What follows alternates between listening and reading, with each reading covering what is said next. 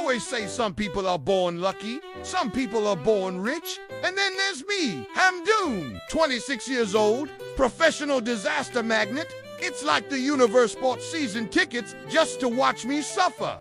Front row VIP lounge, all inclusive. But for once, life threw me a curveball. One ordinary night, in my tiny apartment, I opened my email and saw it. Congratulations, you've won a trip to Barcelona. Match day pass plus flight included. I swear I thought it was spam, but no, it was real. The golden ticket, my dream, Barcelona, Camp Nou, my holy land.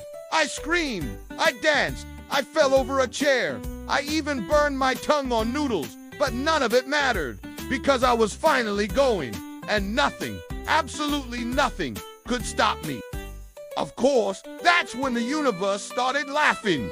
The next morning, I packed like a pilgrim on a holy journey. Some people packed socks, some packed shampoos. I packed hope, 3 shirts, and a power bank because my phone dies faster than my dignity. My best friend Kareem, Mr. Realist, tried to jinx me. Careful, bro. With your luck, you'll end up in Madrid, in chains, in a basement. I waved him off. Nothing could go wrong. Spoiler, everything went wrong.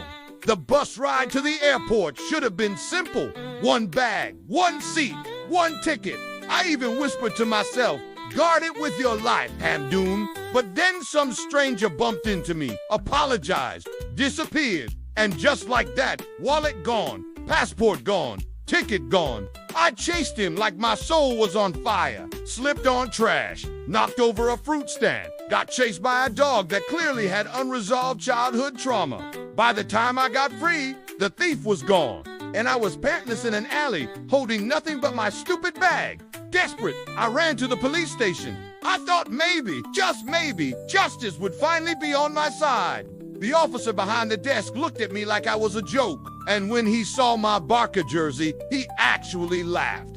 Maybe your wallet realized it deserves better company. He said, imagine begging for help, and the guy who is supposed to protect you is a Real Madrid fan with a greasy mustache and a coffee mug. And then he asked for a processing fee. Translation, a bribe.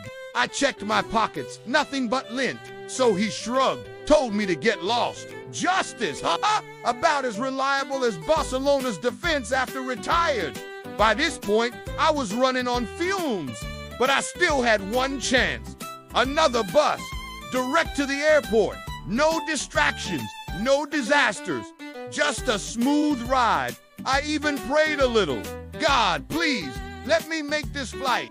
I promise I'll stop cursing at referees. For 5 minutes, it actually worked. The bus rolled steady. People quiet, no chaos. I thought maybe this was it. Then the smoke started. At first just a wisp, then black clouds, the driver shouting, people coughing. We scrambled off, and seconds later the bus went up in flames like a cheap firework. I stood there, covered in ash, holding my half-burnt Barca scarf, watching my ride explode. A firefighter patted me on the back and said, at least nobody important was hurt? Yeah, thanks. That really helps. Still, somehow, I made it to the airport. Clothes torn, hair fried, smelling like barbecue. But I made it. I staggered to the counter, put on my best fake smile. The woman behind the desk didn't even look up when she asked, passport, please. Funny story about that. I tried to explain. She didn't even blink. No documents, no flight, and that was it. I turned, looked up at the departure board, Barcelona, final boarding.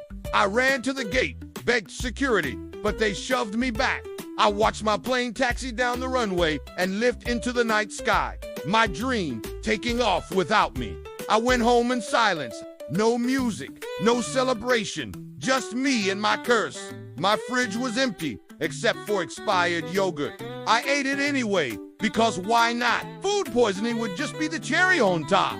And as I sat there, in my dark little apartment, the TV shouted, what a beautiful night in Barcelona. A match to remember. Yeah, unforgettable, for everyone but me. To be continued.